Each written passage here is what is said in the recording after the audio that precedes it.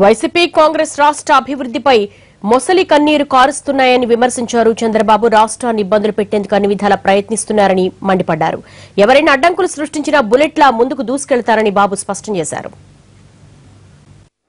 వీళ్ళకి అభివృద్ధి మీద ధ్యాస లేదు, నష్టపోయిన రాష్ట్రానికి న్యాయం చేయాలన్న ఆలోచన లేదు.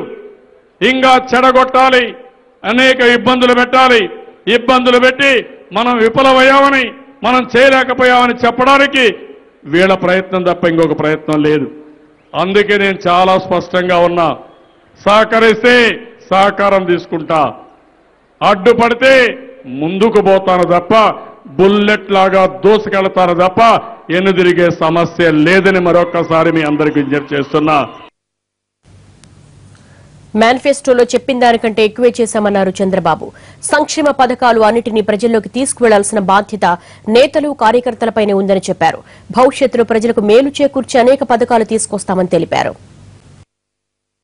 తెలుగుదేశం పార్టీ ఆ రోజు ఎన్నికల ప్రణాళికలో ఏవైతే పెట్టామో దానికంటే ఎక్కువ చేశాం తప్ప తక్కువ చెయ్యలేదు. ఆ విషయం మీరు ప్రజల్లోకి తీసుకుపోవాల్సిన అవసరం ఉంది.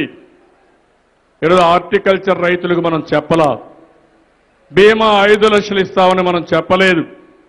ఈరోజు హాస్పిటల్లో ఇలాంటి వస్తువులు కల్పిస్తామని మనం చెప్పలేదు. ఇంకా చాలా పనులు చేశాం. మనం ఎలక్షన్ మేనిఫెస్టోలో చెప్పిన విషయాల్ని ఎప్పటికప్పుడు రివ్యూ చేసుకుంటాం, సమీక్ష చేసుకుంటాం.